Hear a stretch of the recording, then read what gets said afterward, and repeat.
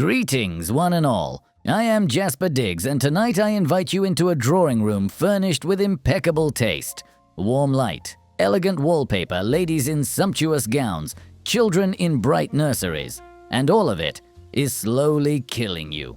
Pour yourself some tea and settle in comfortably. Tonight we speak of a color the whole world fell in love with, heart and soul, and which repaid that love with death. Imagine a color so beautiful, so vivid, so impossibly alive that the entire world fell for it, quite literally overnight. It glowed on the walls of children's nurseries. It shimmered in ballroom gowns. It colored the wrappers of children's sweets and the artificial leaves of paper flowers. For nearly a century, it was everywhere, and all the while, quietly, patiently, it was killing everyone. This is the story of a color that poisoned an entire era. It all began, as so many catastrophes do, with genius. In the year 1775, the Swedish chemist Carl Wilhelm Scheele was conducting experiments with arsenic. Out of his flask came a green the world had never seen, bright, warm, and never fading.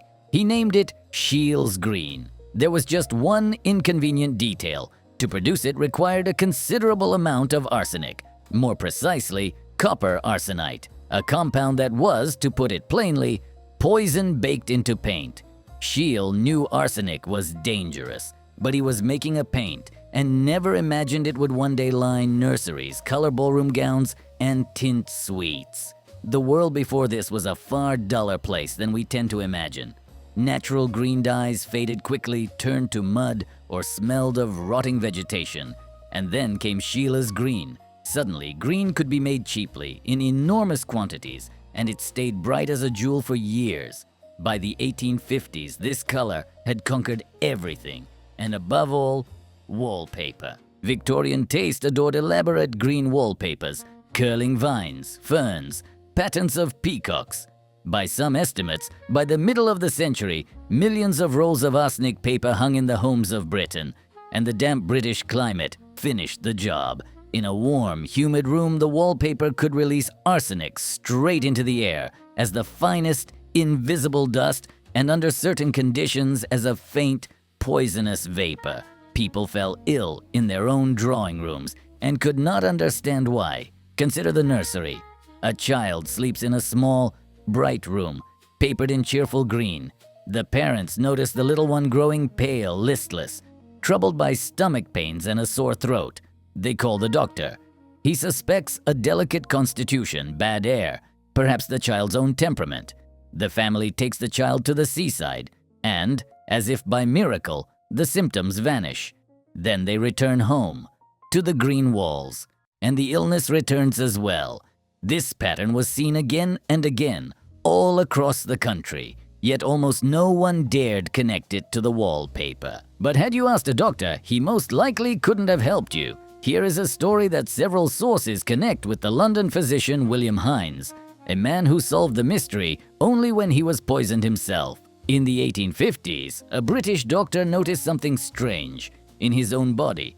After a few hours spent in his study, the nausea would rise, the cramps in his stomach, the heaviness in his head. The moment he left, within a day or two, he felt perfectly well. He would return to that study, and the illness returned with him like a faithful hound. Hines was a man of keen observation. He began sorting through the causes, the way a doctor sorts through symptoms. Not the food. He ate the same as anywhere else. Not exhaustion. And then his gaze fell upon the walls. His study was papered in a beautiful green wallpaper. He scraped off a little of the pigment and sent it for analysis. The result was unmistakable: arsenic. His own walls were slowly poisoning him. Hines stripped away the wallpaper, and the illness vanished for good. He wrote up his case and became one of the first to declare it openly. This wallpaper is dangerous, but few paid him any heed. It sounded far too absurd that a wall could be a murderer. And then there were those who worked with this color by their own hands. Here the story grows darker still. The most vulnerable were not the wealthy in their drawing rooms, but the working women, the girls who made artificial flowers. In the 1860s, London was adorned with thousands of paper wreaths and leaves, and the green for them was applied by hand, rubbing the powdered pigment into cloth and paper. In 1861, a 19-year-old flower maker named Matilda Scheele died. She worked with emerald green, and the poison slowly consumed her.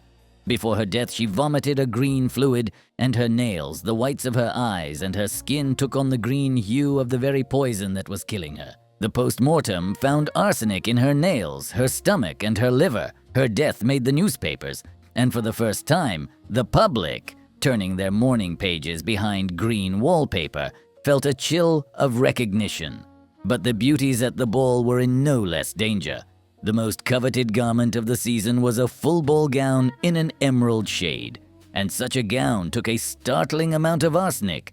One chemist of the age calculated that a single fashionable green dress might hold enough arsenic to poison 24 people. As she danced, a woman raised a little cloud of poisonous dust around her. The skin beneath the gown broke into sores, hands in green gloves came out in rashes, and the men who whirled these ladies across the floor went home with inexplicable eruptions on their skin, never guessing that their lovely partner was to blame. The magazine Punch mocked it all in caricatures, dancing skeletons dressed in ball gowns. Everyone laughed and carried on buying green. And the most incredible part, this color was eaten. In those days, confectioners tinted their sweets with whatever dyes lay close at hand, and green arsenic was cheap and bright. In 1858, in the town of Bradford, a catastrophe occurred. A sweet seller ordered a cheap filler for his peppermint lozenges from a druggist. By a tragic mistake, instead of the harmless powder, he was weighed out pure arsenic trioxide. The lozenges were sold at market. More than 200 people fell ill. Around 20 died, many of them children.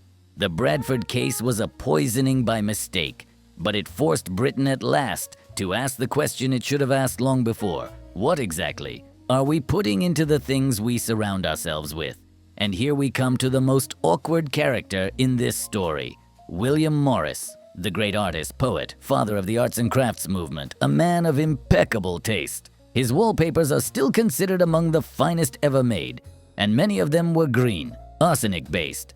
Worse still, the Morris family fortune came in part from arsenic mines, and Morris himself long refused to believe his wallpapers could do any harm.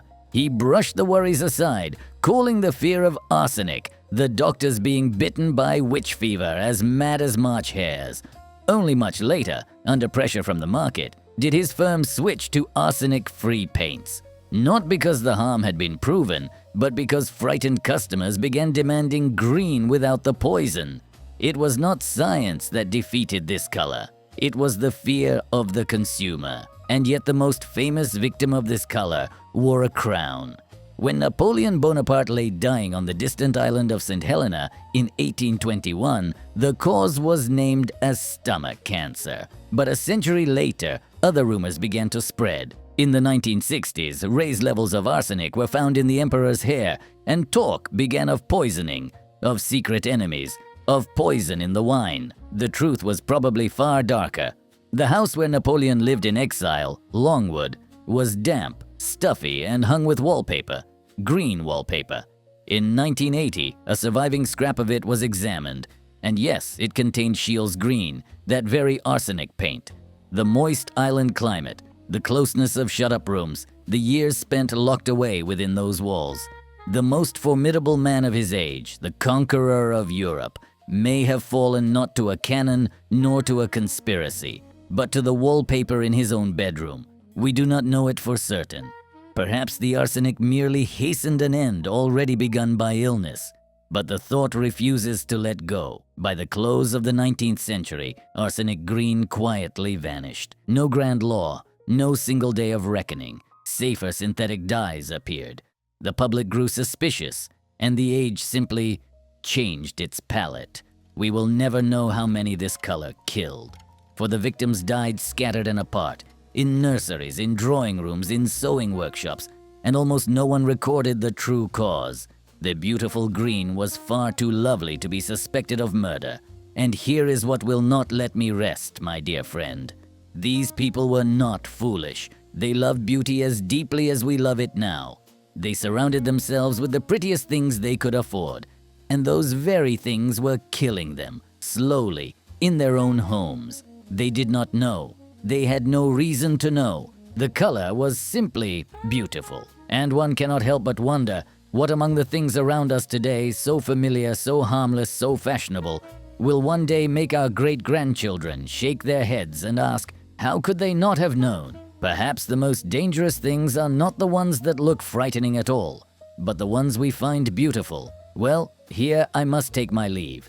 Take care of yourselves, glance now and then at the walls around you, and never trust blindly in what is too beautiful. This has been Jasper Diggs. Until our next dig into the past.